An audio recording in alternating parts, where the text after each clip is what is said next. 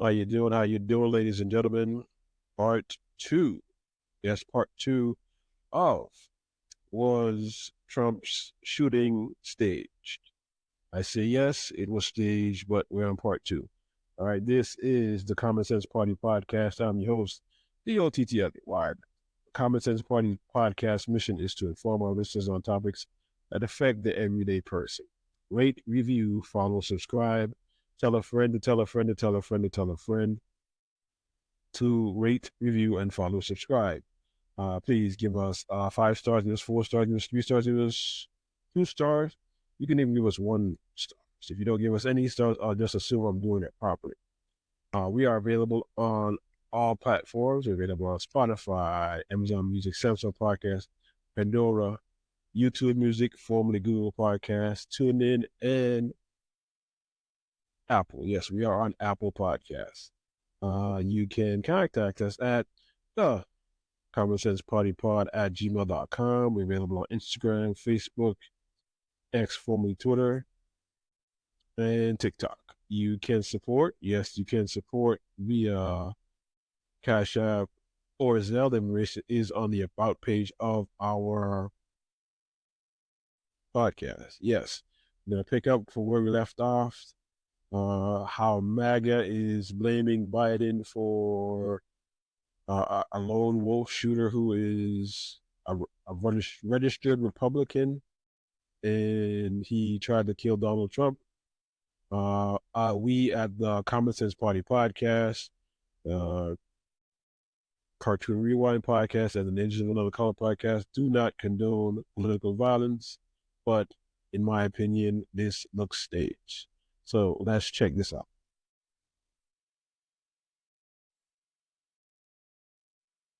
Attempt on Donald Trump is that he is the candidate who pushes and advocates for political violence and has done, whether it's referring to shooting immigrants at the border or fighting like hell at the U.S. Capitol. And as we know, him and the Maga Republican Party have the support of the National Rifle Association, and they are dead against the banning of AR-15 style weapons, which was the weapon used to potentially assassinate Donald Trump at this rally in Pennsylvania. Now, it's being investigated as an assassination attempt, and so that's why I'm referring to it as that. But that moment, that Che Guevara moment that Donald Trump clearly attempted to make use of once he realized that he, was still alive and that he had a flesh wound to the right ear, where he pumped his fist in the air with blood on his face, being rushed off the stage by the Secret Service.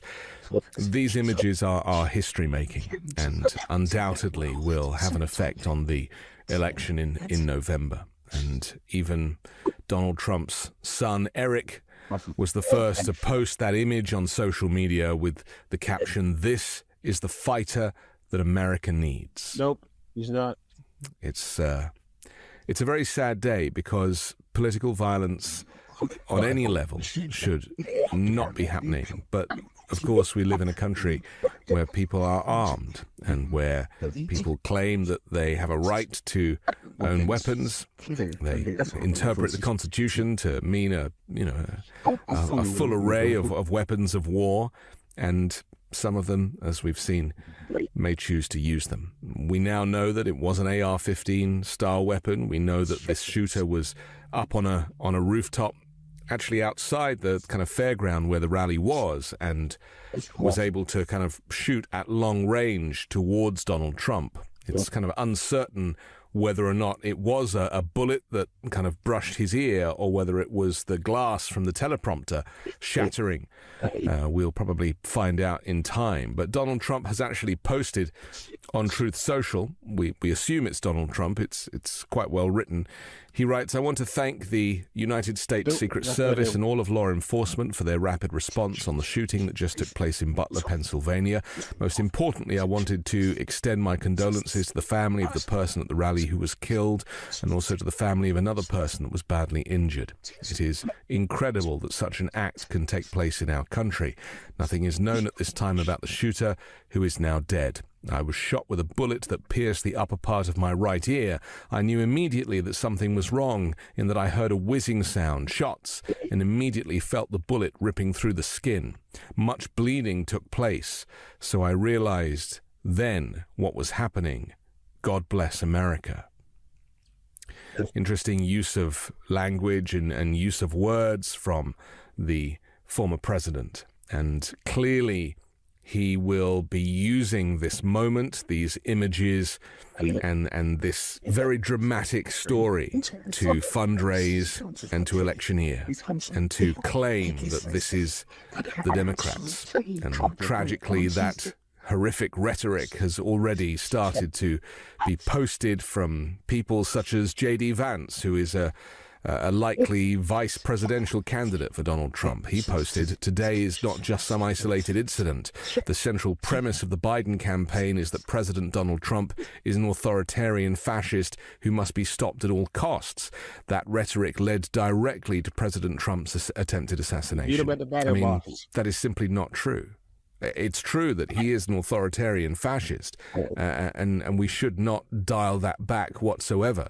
And if you've read his manifesto in the form of Project 2025, you'll recognize that this far-right Christian nationalist, white supremacist view of America is exactly that. But nobody on the left has ever called for political violence. Nobody has ever suggested that Donald Trump should be assassinated. Nobody has ever suggested that people take weapons to a rally. You will remember that on January 6th, it was Donald Trump that wanted people to be able to bring their weapons to a rally. Of course, we now know that the Oath Keepers very much did do that. But this is where we're at, you know? This idea that somebody who we know nothing about at this stage should be used as a platform to suggest that Democrats have suggested that this type of violence is necessary. And Ronnie Jackson, the former White House doctor or pill supplier, he posted, "Trump deranged left-wing lunatics that parade around MSNBC and other fake news outlets demonizing Trump and calling him Hitler are directly responsible for this violent attack on President Trump's life. They have blood on their hands. Enough of the violent rhetoric. America is pissed," he said. I mean, these extremist positions bear no resemblance to the language of Democrats or even journalists such as myself. We do not over-dramatize this moment in American political history.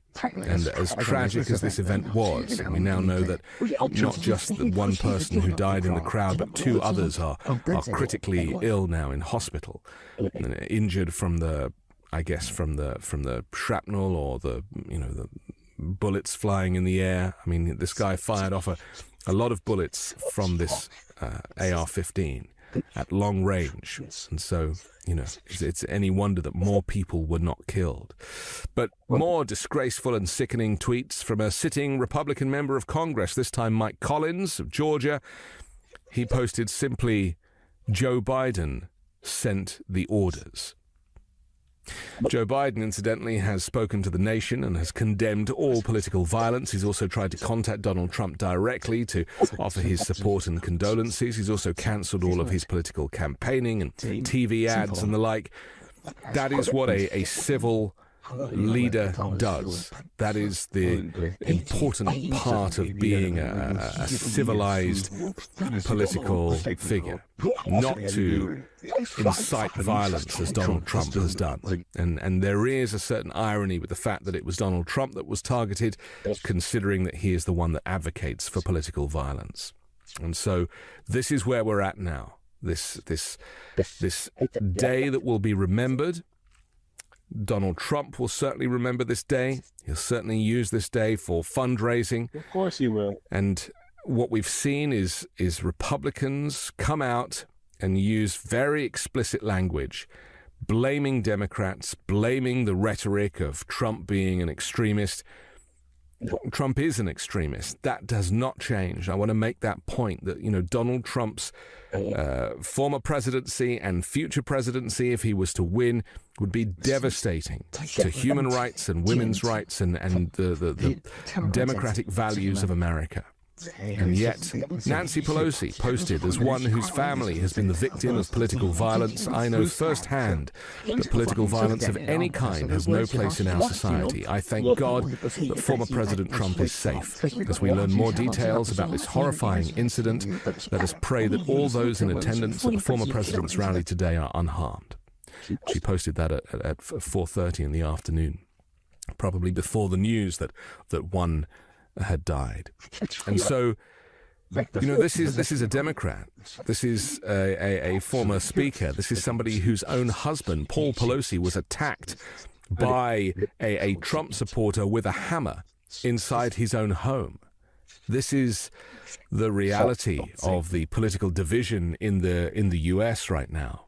And it is such that the media has been failing to really expose what is happening, where political parties in the U.S., instead of vying for public support so that they can act in the public interest, are presented as political enemies. And you're either in one camp or the other. I personally don't believe that that's how the people are. And I believe that if you poll people nationally, you'll see that America is a far more progressive and respectful place than the media would have us believe. So we are reflecting, reporting on this news, as Joe Biden has appeared on television saying there was no place in America for political violence. He's expressed concern for his Republican opponent and said he hoped to speak with him later tonight. And politicians from all across the political spectrum, people who agree on very little else, are coming together to say violence has no place in a democracy. I'm Anthony Davis. You can catch me on the 5 Minute News YouTube channel. All right. Now we're going to see how legacy media spins this. Are they going to talk about Trump, or are they going to talk about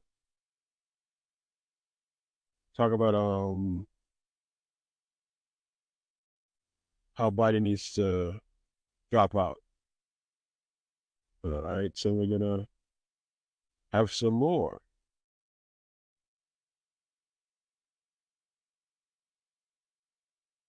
Let's see what he's talking about, the shooter.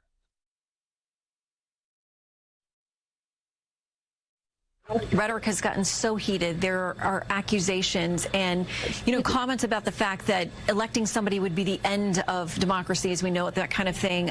We had former Attorney General Bill Barr say last night, Democrats have got to stop their grossly irresponsible talk about President Trump being an existential threat to democracy. He is not. Where do we go in our political conversation? I mean, this country is built on being able to disagree and do it in a very heated way. I do want to push back on what David was saying about essentially saying that this is a problem that came from the Democratic side. And I would hope that we could take a little time off before we get to this. But the rhetoric out of the Republican side, out of Donald Trump himself or Don Jr. about the attack on Paul Pelosi, mocking him, making up a rumor that this was some gay sex event, right? And wasn't a terrible attack by someone who was politically motivated and could have taken his life.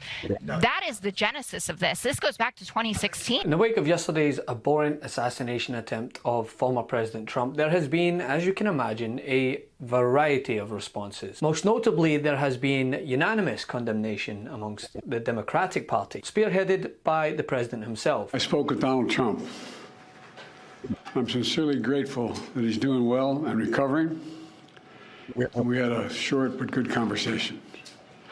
Jill and I are keeping him and his family in our prayers. We also extend our deepest condolences to the family of the victim who was killed. He was a father.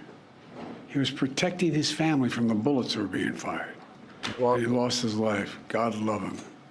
We're also praying for the full recovery of those who were injured.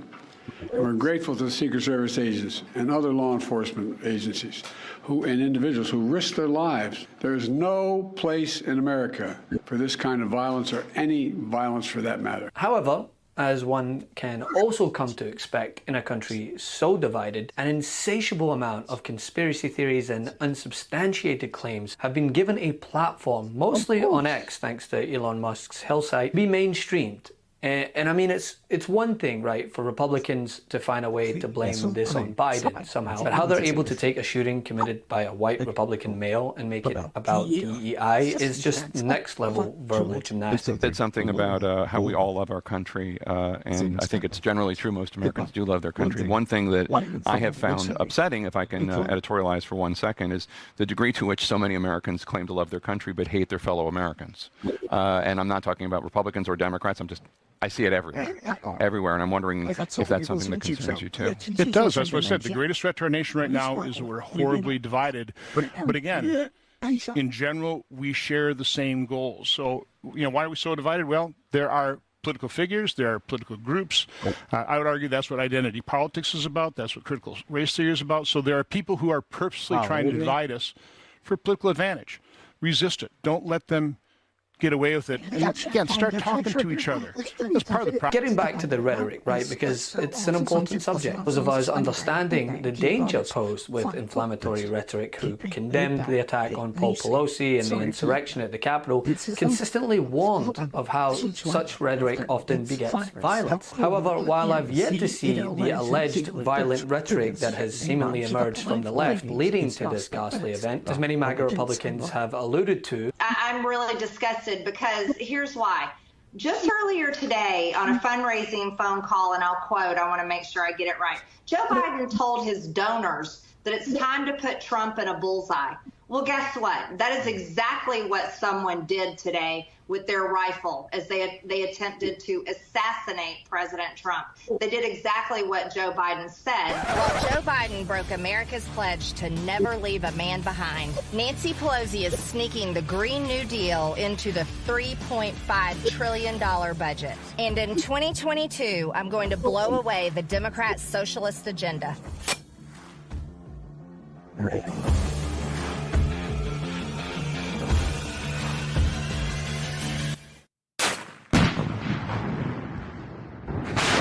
Wow.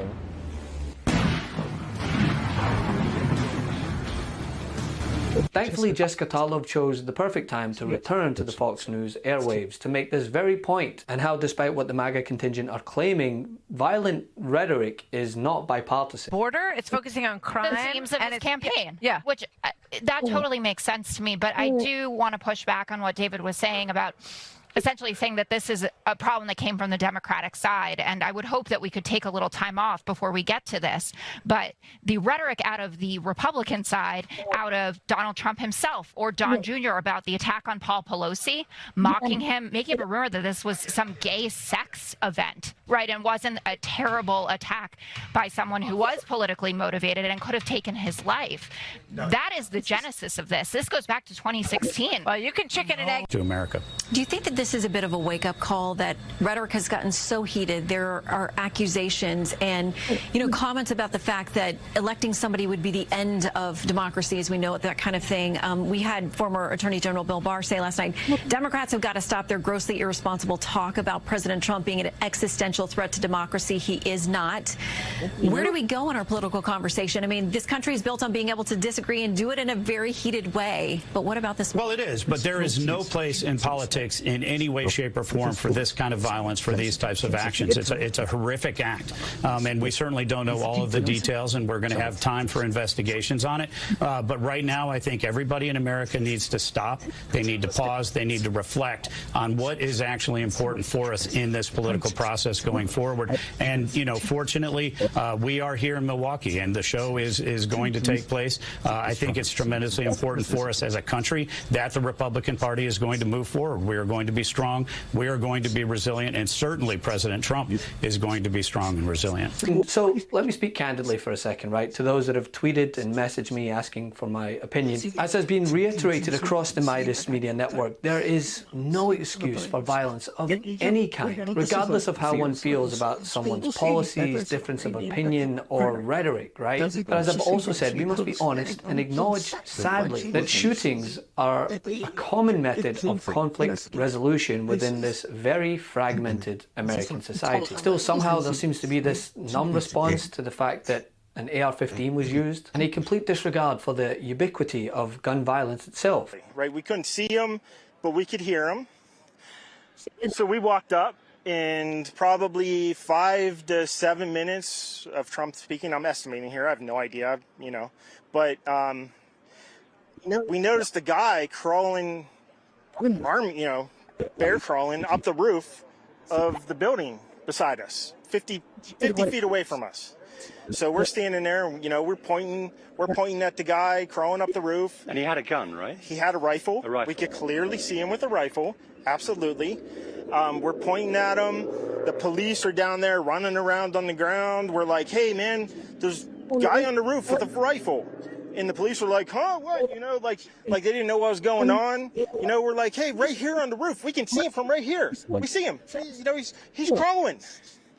And next thing you know, I'm thinking to myself, why is Trump still speaking? Why have they not pulled him off the stage?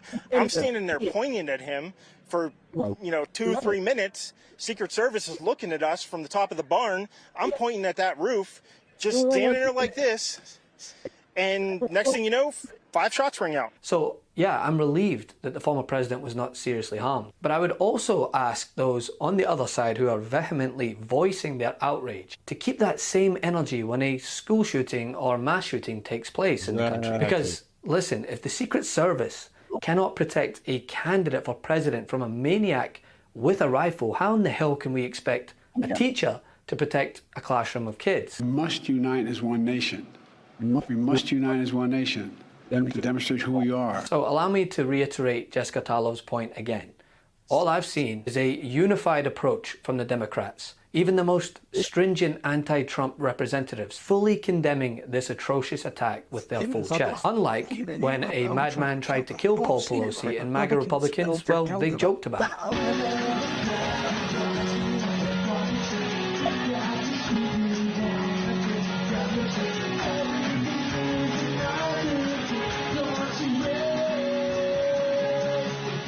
So, of course, our thoughts are with the former president, but don't tell me that both parties are the same here. When we used to meet evil on the battlefield, guess what we did to it? We killed it. We didn't quibble about it. We didn't argue about it. We didn't fight about it. We killed it. Some liberal somewhere is going to say that sounds awful. Too bad. And they can't. Get mad at me if you want to. Some folks need killing. It's time for somebody to say it. It's not a matter of vengeance. It's not a matter of being mean or spiteful. It's a matter of necessity. Hey, Midas Mighty. Love this report? Continue the conversation by following us on Instagram @Midas. Could the shooter have listened to that black guy and said, time for someone to die?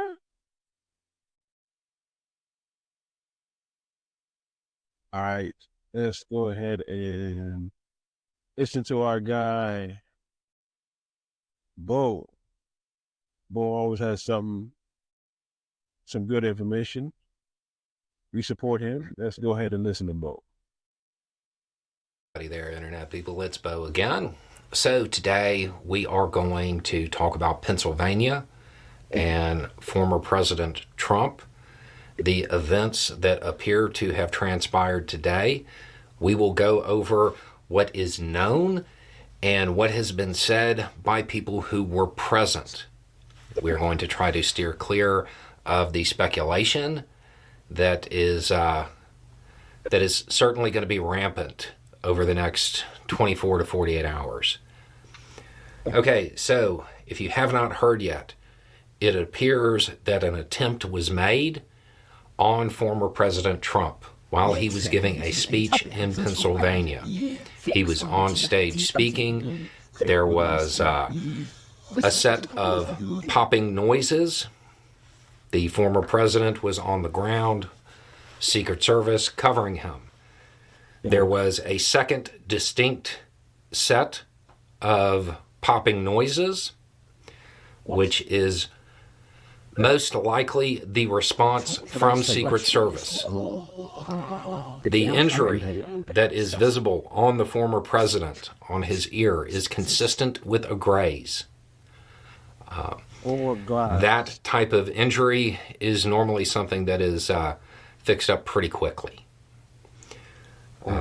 There are eyewitnesses from the scene who have said that they believe people who were behind the former president were also hit. That has not been confirmed yet, but given the crowd behind him, it seems likely.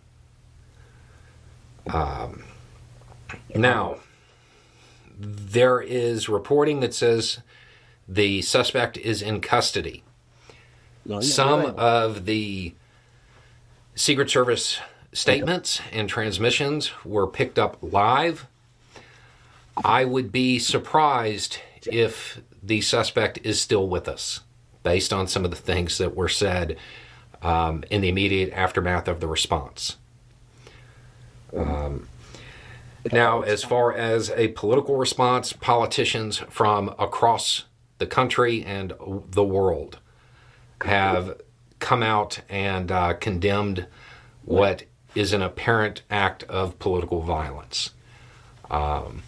This runs the political spectrum, not just in the United States, but all over the world. The former president, as I understand it, was transported from the scene to a hospital where there is obviously a security presence both inside and outside of the hospital. It is based on statements. The former president is expected to fully recover from this. It was a good exhibit here.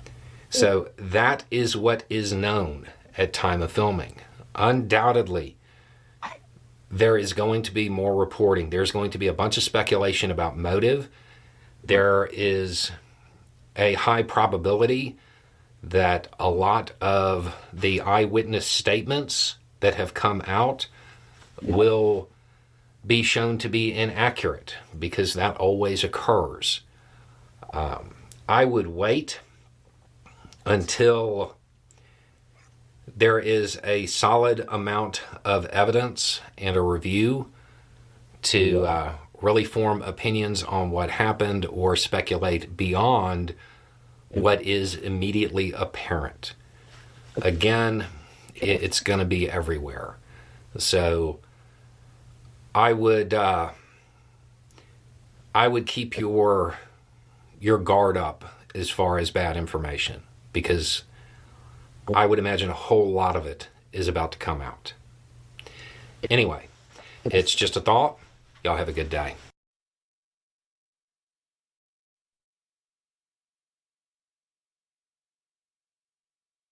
So today we are going to talk about some of the questions that have arisen about what happened in Pennsylvania involving Trump. We're going to go through some of the questions, some of the speculation, some of the critiques, some of the potential effects and how it's being read, and just kind of go through everything all at once. This one may turn into a little bit of a rant, but I feel like it will answer or at least address most of the questions that have come in. Okay, so the big one, the one that's all over social media, speculation about motive. Hear me out on this. We don't know. Get comfortable with uncertainty. We don't know.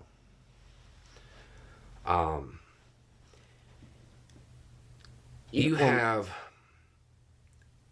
a situation where there's a dramatic event and people are trying to assign motive, and they are marrying themselves to theories when there's no evidence. The evidence that has come out says that the suspect is a registered Republican who at one point in time donated to something that might indicate support of the Democratic Party. So, this is the actual evidence that we have at time of filming.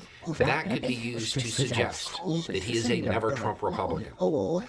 That could be used to suggest that he is a member of the Democratic Party who is just so ardent in his support that he registered as a Republican to vote in the primaries.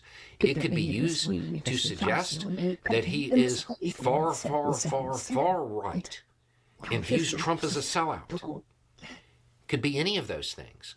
We don't know. The evidence isn't there.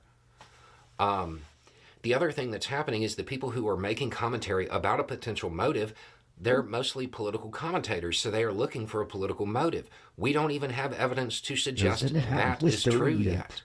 This guy could have just read Catcher in the Rye too much, or because Trump's been talking about Hannibal Lecter and Silence of the Lambs, he wanted to impress Jodie Foster. Sure. If you don't get those references, just let it go. We don't know a motive yet. The other thing that is coming up are the failures, the security failures, and that is feeding into a lot of theories. Most of this is pointing at the marksman. Let's be clear on this. Unless the critiques are about breathing and stuff like that, they're not going to be real. The marksman didn't fail. They didn't. You don't often see them in action, right? Because for them to do something, a whole bunch of other things had to fail. That type of security is based on concentric rings. The other rings had issues. If you want to talk about the failure, if I had to guess, and I don't have evidence to say this for certain, but I'm going to suggest there's a high probability that the advance team messed up and didn't realize that there was a building within a couple hundred yards that had rooftop access that needed to be secured. I'm going to suggest that that is probably the moment where things really started to go sideways. Or they flagged it, the advance team flagged it, but something happened, there was a miscommunication, and it didn't get secured. That's going to be a bigger mistake than anything that the marksman did. And then along this line, there's the kind of questioning that always accompanies dramatic events, where, well, how did this kid do this? When we talk about irregular conflict on this channel, something that comes up often, a quote you will often hear me say, is that professional soldiers are predictable, but the world is full of amateurs. And people often misunderstand what that means. It's one of those things, you don't get it until you really get it. It's a lot like, what is the way of the warrior? And the answer to that question is death. And when you're young and stupid, you think that that means, yeah, the way of the warrior's death, because I'm a killer. Yea, though I've walked through the valley of the shadow of death, I fear no evil, because I'm the biggest, baddest, meanest person in the valley. But that's not what it means. It's the resolute acceptance of your own death. And you don't figure that out right away. That's saying about professional soldiers. It doesn't mean that the amateur is going to do something unpredictable and suffer a bad end. The saying indicates that professional soldiers are predictable. The world is full of amateurs, and it's going to be one of those amateurs that does something that is so outside of the norm, something that a professional would know better than to do, and they're going to come out of nowhere and clean your clock. World full of amateurs. That's how it happened.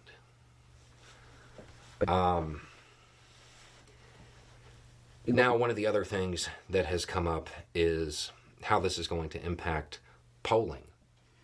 There's conventional wisdom on this, saying that it will make Trump a more sympathetic more sympathetic candidate. But this is not a conventional election. I don't know that that's going to hold true. We don't know.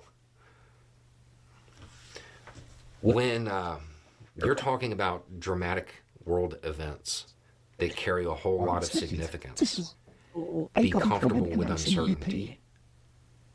A lot of times, if you want to have a good read, you have to wait to get the information. You can't base it on vibes. You have to actually gather evidence to support your theory, not create a theory in seconds and then look for evidence to support it. Most of the things that are being debated right now, there literally isn't evidence to support it. And the one thing that there is actually evidence about, as far as best practices for security and stuff like that, the people who are debating about it, they're debating on the very last thing in a string of things to go wrong. So that's not actually really helpful either. I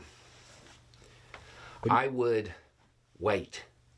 There will be more information to follow. Don't marry yourself to a theory right now. Wait until you get the information, and then you can form your own opinion. Most of the people who are out there providing speculation are doing it solely on vibes. There is no evidence to go on at time of filming to even discuss, much less debate, what's happening. We don't know. Be comfortable with uncertainty. Anyway, it's just a thought. Y'all have a good day. That's Bo. He's great. Be comfortable with uncertainty. You might never know. Somebody might try it again and Trump drops out. You never know. All right, moving forward.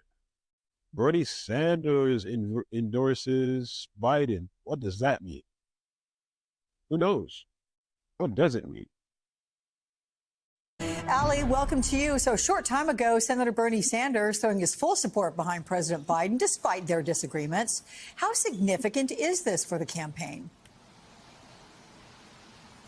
Yeah, Alex, well, at this point, the Biden team will take any help they can get in easing the nerves of these Democratic lawmakers, and they are fully embracing this endorsement from notably a former political opponent of President Biden's, but also a decades-long friend of the president in the Senate. And Senator Bernie Sanders offers some more about the reasoning behind his decision in this New York Times op-ed. He says, quote, "This election offers a stark choice on issue after issue.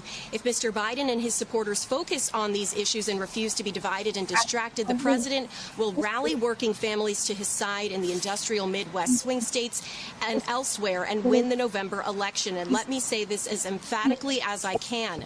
For the sake of our kids and future generations, he must win." And that, Alex, is the message the president is trying to get out to as many Democratic lawmakers, especially as he can right now, as he really tries to shore up support and reverse the damage done from that June 27th debate performance. We know in the past few days he's been working the phones.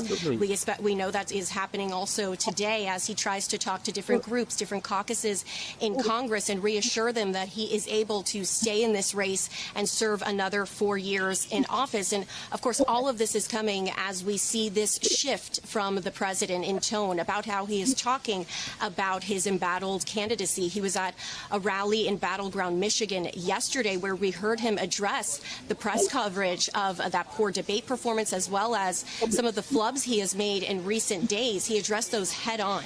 Listen to some of that, some of his speech from that rally last night.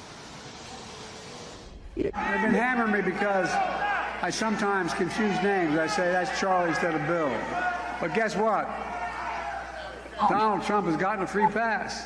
But people would rather talk about how I mix up names. I guess they don't remember that Trump called Nikki Haley Nancy Pelosi. As you heard, the president seizing on the opportunity to slam his predecessor.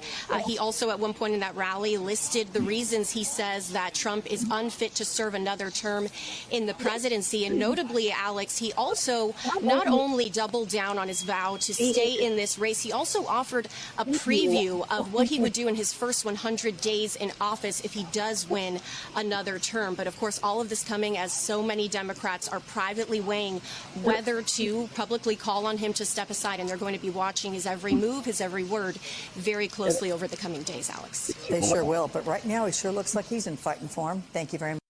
One debate, just one debate, and everybody's panicked. Just one debate. He's doing the job. He's doing the job. He's earned the right for a second term. And let's see how his economy is doing after everybody's killing him for the debate. Of the June 27th presidential debate, and in particular Joe Biden's performance, making a wall-to-wall situation on corporate media. We have missed another several weeks of the economy continuing to perform very well. We already talked about inflation numbers. Inflation actually declining month over month, 0.1% for the first time since 2020. This is what Maga has been saying we want. Well, you got it. Whether it's good for the economy or not is another question. But you got it. Inflation very much under control. Yet another record high for stock markets. Yesterday, stunning days. Again, how many times are we going to do this? S&P 500 up 1%.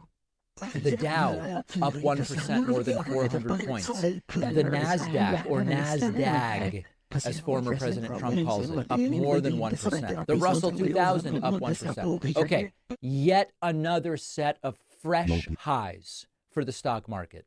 What about jobs? Employers continue adding jobs, right around 175,000 new jobs per month over the last quarter. Unemployment still very low. It's now reached 4.1%. We had this sustained under 4% period for a record period of time. We've now gotten to 4.1%, breaking that streak, but still very low historically. We're seeing $5 meal deals at McDonald's. I don't know if any of you have been watching Copa America, where hopefully Argentina will finally break the curse of Messi in this tournament and win on... Okay. I've been watching it, and one of the common commercials I'm seeing during the games at the bottom of the screen is $5 meal deals at McDonald's. We're seeing discounted groceries at big box stores. Gas prices are down. So, listen, the reality is the good economy was also being ignored before Biden's debate, but for different reasons and in exchange for other stories. We now are seeing a continued solid economy that on just about every metric is looking fine. It's looking fine. I don't need, the realization I had as I was reading the inflation data and the stock market data and the jobs data and reflecting on Biden's debate performance was I don't need Biden to be better at citing statistics about the economy during a debate. I just want the statistics about the economy to look good.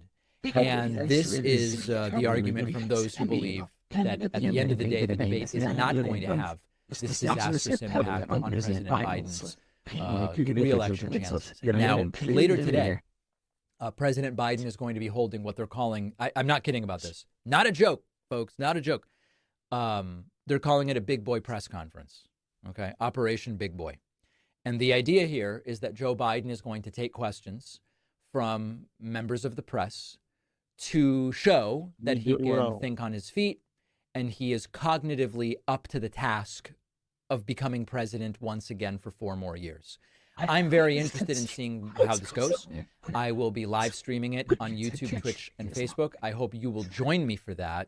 But the big story here is a continued, solid, good-looking economy, a story that has been effectively buried by Joe Biden's debate performance. And by the way, the absence of enough criticism of Donald Trump's debate performance, which was an absolute disaster. So here's what we have coming up today. I'll kind of give you, let me give you the texture of today's show.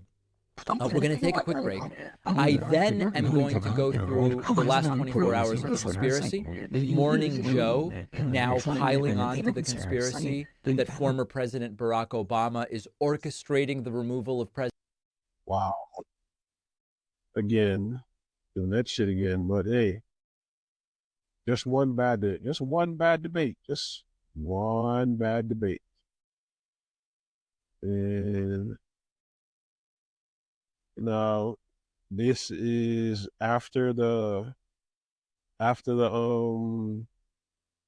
press conference and after the debate. We're not going to listen to all of it. Years old. I'm a little bit older. Hopefully with age comes a little wisdom. And here's what I know. I know how to tell the truth. I know right from wrong. I know how, and I've demonstrated how to do this job. Yes, you did. And I know Americans want a president, not a dictator.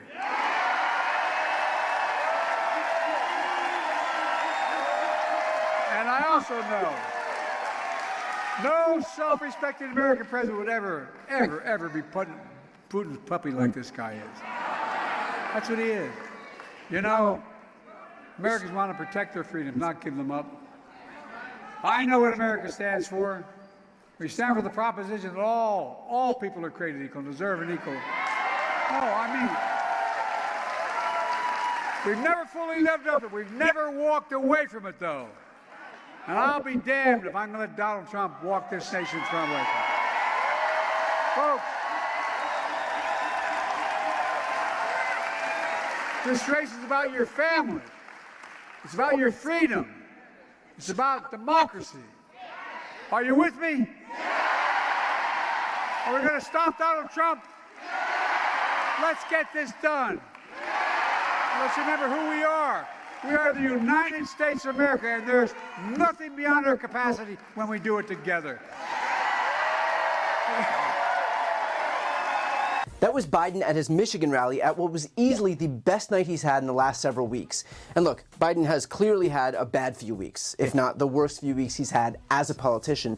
But right here, he is doing exactly what he needs to be doing, which is A, to acknowledge the elephant in the room, own up to the fact that he's not as young as he used to be, that he'll mix up names, and that he's not trying to gaslight us into believing that he's something he's not.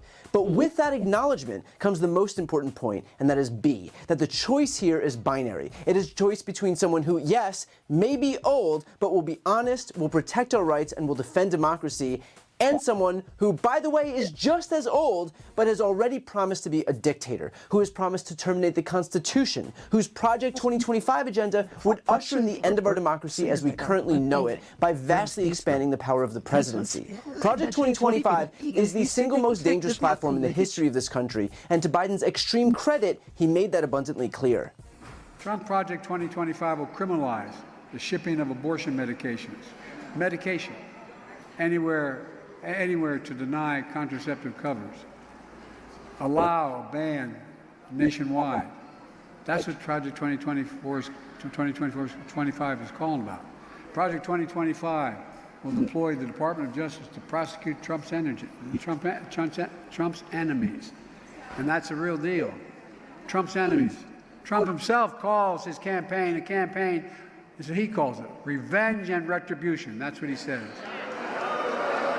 Well, Trump's 2025 project will eliminate the civil service. No, I'm serious, not a joke, read it.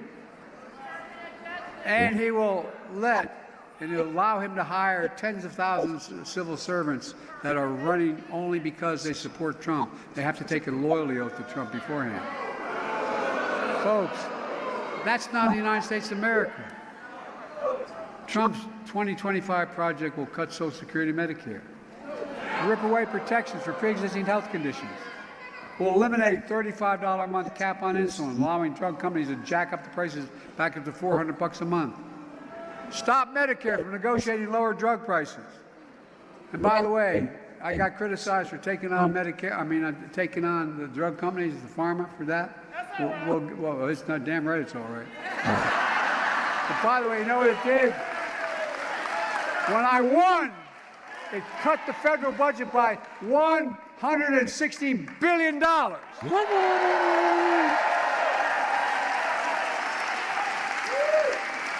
Trump's Project 2025 will eliminate the department. He wants to eliminate the Department of Education. Not a joke.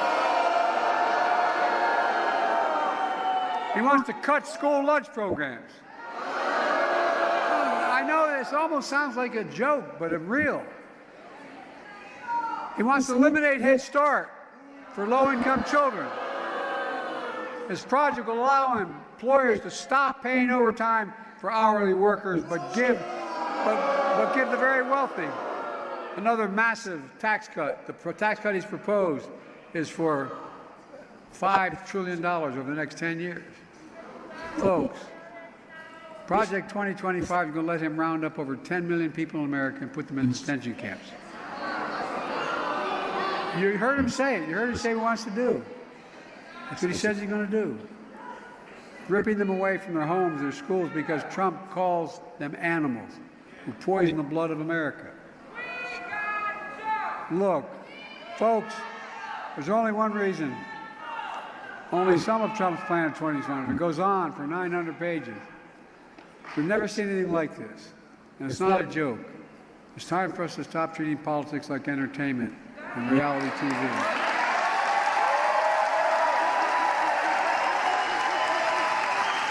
Another 4 years with Donald Trump is deadly serious.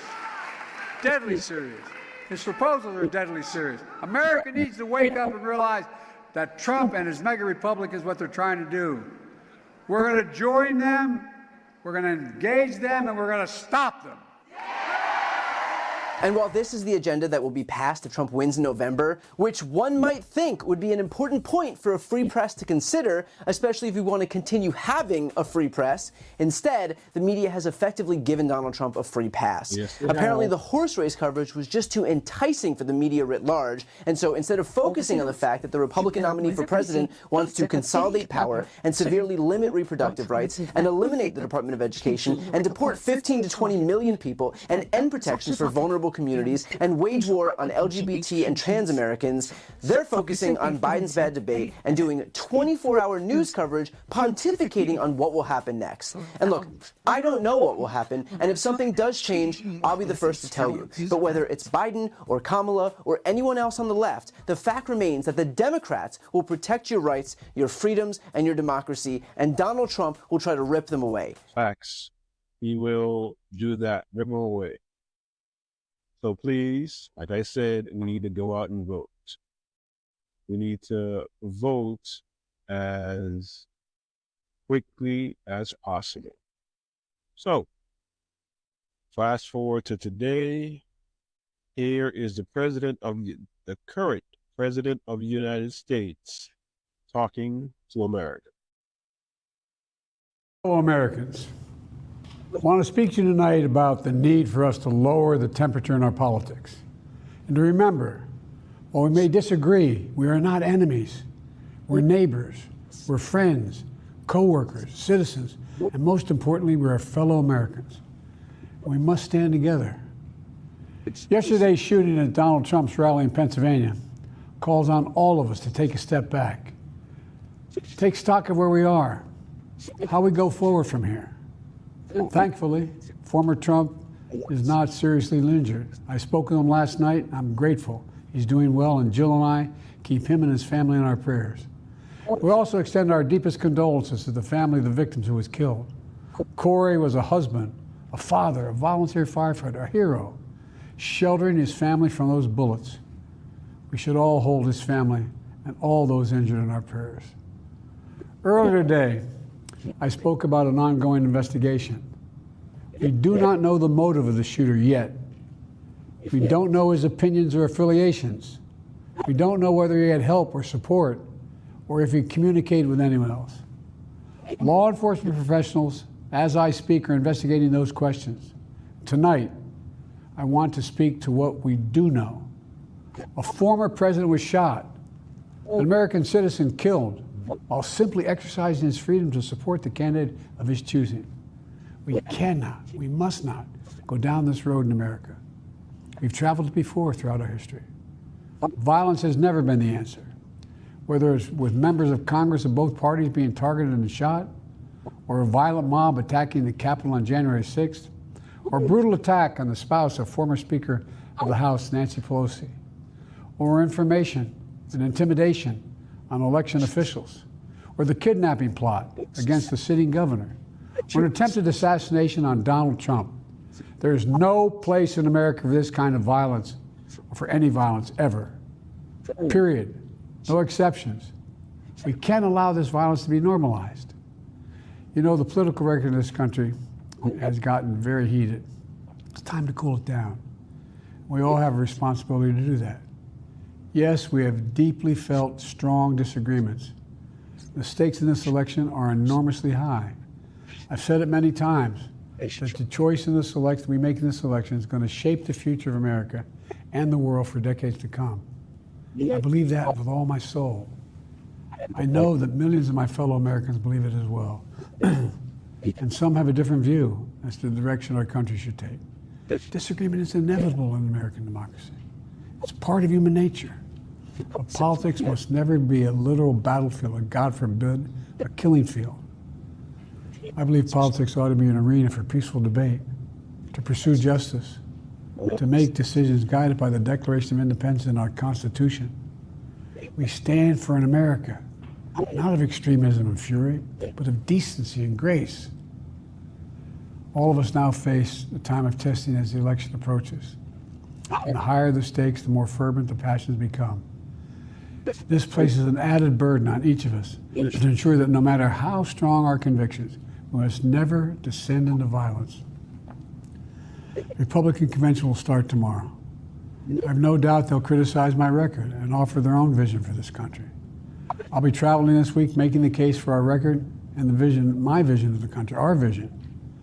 I'll continue to speak out strongly for our democracy, stand up for our Constitution and the rule of law, to call for action at the ballot box, no violence on our streets. That's how democracy should work. We debate and disagree. We compare and contrast the character of the candidates, the records, the issues, the agenda, the vision for America. But in America, we resolve our differences at the battle box. You know, that's how we do it, at the battle box, not with bullets. The power to change America should always rest in the hands of the people, not in the hands of a would-be assassin. You know, the path forward through competing visions of the campaign should always be resolved peacefully, not through acts of violence. You know, we're blessed to live in the greatest country on earth, and I believe that with every soul, every power of my being. So tonight, I'm asking every American to recommit, to think about it. What's made America so special? Here in America, everyone must be treated with dignity and respect, and hate must have no safe harbor. Here in America, we need to get out of our silos, where we only listen to those with whom we agree, where misinformation is rampant, where foreign actors fan the flames of our division to shape the outcomes consistent with their interests, not ours. Let's remember, here in America, while unity is the most elusive of goals right now, nothing is more important for us now than standing together. We can do this. You know, from the beginning, our founders understood the power of passion. So they created a democracy that gave reason and balance a chance to prevail over brute force. That's the American we must be. An American democracy where arguments are made in good faith. An American democracy where the rule of law is respected. An American democracy where decency, dignity, fair play aren't just quaint notions, but living, breathing realities. We owe that to those who come before us, to those who gave their lives for this country. We owe that to ourselves. We owe it to our children and our grandchildren. Look, let's never lose sight of who we are. Let's remember we are the United States of America. There is nothing beyond our capacity when we do it together. God bless you all, and may God protect our troops. Boy, does the job good. He's telling y'all, he is the man for the job. He has earned the right to be president. He has earned the right to be president. I'm sorry if anyone doesn't think so. He has earned the right to be president. And one more time. Good afternoon. Last night, I spoke with Donald Trump. I'm sincerely grateful that he's doing well and recovering. And we had a short but good conversation. Jill and I are keeping him and his family in our prayers. We also extend our deepest condolences to the family of the victim who was killed. He was a father. He was protecting his family from the bullets that were being fired. He lost his life. God love him. We're also praying for the full recovery of those who were injured. We're grateful to the Secret Service agents and other law enforcement agencies and individuals who risked their lives literally for our nation. As I said last night, there is no place in America for this kind of violence or any violence for that matter. An assassination attempt is contrary to everything we stand for as a nation, everything. It's not who we are as a nation. It's not America. And we cannot allow this to happen. Unity is the most elusive goal of all. Nothing is important than that right now, unity. We'll debate and we'll disagree. That's not going to change. But we're going to not lose sight of the fact who we are as Americans. Look, Vice President Harris and I were just briefed in the Situation Room by my Homeland Security team, including the Director of the FBI, the Secretary of Homeland Security, the Attorney General, the Director of the Secret Service, my Homeland Security Advisor, the National Security Advisor, and we're going to continue to be briefed. The FBI is leading this investigation, which is still in its early stages. We don't yet have any information about the motive of the shooter. We know who he is. I urge everyone, please, don't make assumptions about his motives or his affiliations. Let the FBI do their job and their partner agencies do their job. I'm instructed that this investigation be thorough and swift, and the investigators will have every resource they need to get this done. Look, as this investigation continues, here's what we're going to do. First, Mr. Trump, as a former president and nominee of the Republican Party, already receives a heightened level of security. And I've been consistent in my direction to the Secret Service to provide him with every resource, capability, and protective measure necessary to ensure his continued safety. Second, I've directed the head of the Secret Service to review all security measures for the Republican National Convention, which is scheduled to start tomorrow. And third, I've directed an independent review of the national security at yesterday's rally to assess exactly what happened. And we'll share the results of that independent review with the American people as well. And finally, I'll be speaking more about this tonight at greater length from the Oval Office. We must unite as one nation. We must unite as one nation to demonstrate who we are. So may God bless you all, and may God protect our troops. Thank you very much. He's telling y'all that man is doing the job correctly. He's doing the job correctly. All right. Yeah. We have reached the end of Common Sense Party Podcast. Was the Trump shooting stage part 2. Again, I'll give my opinion. I think it was staged for low poll numbers, to give him a boost, have sympathetic character. A lot of people say people died. They say it's collateral damage. A lot of people don't. A lot of people do things for, in their eyes, as right reasons, and civilians are collateral damage. Case in point, Israel bombs Gaza, kill tens of thousands of Palestinians, and they don't give a shit. So why it's so far-fetched that someone in the Republican Party staged this? The kid didn't even have on a bulletproof vest. What shooter goes on a shooting spree doesn't have a bulletproof vest. All right. I'll leave it at that. This has been the Common Sense Party Podcast. I'm your host, DLTTLEY. We at the Common Sense Party Pod's mission is to inform our listeners on topics that affect the everyday person. Rate, review, follow, subscribe, tell a friend to tell a friend to tell a friend to rate, to review, and follow, subscribe. Please give us 5 stars, give us 4 stars, give us 3 stars, give us 2 stars. You can give us 1. You can even give us 1 star. And if you don't, I'll just assume I'm doing it properly. We're available on all major platforms, available on Spotify, Amazon Music, Samsung Podcasts, Pandora, YouTube, formerly Google Podcasts, TuneIn, and Apple Podcasts. We're available on all social media platforms, Instagram, Facebook, X, TikTok, Threads. You can contact us at the Common Sense Party Pod at gmail.com. You can also support the Common Sense Party Pod at Cash App or Zelle. The information is on the About page of our podcast. Again, I thank you for listening.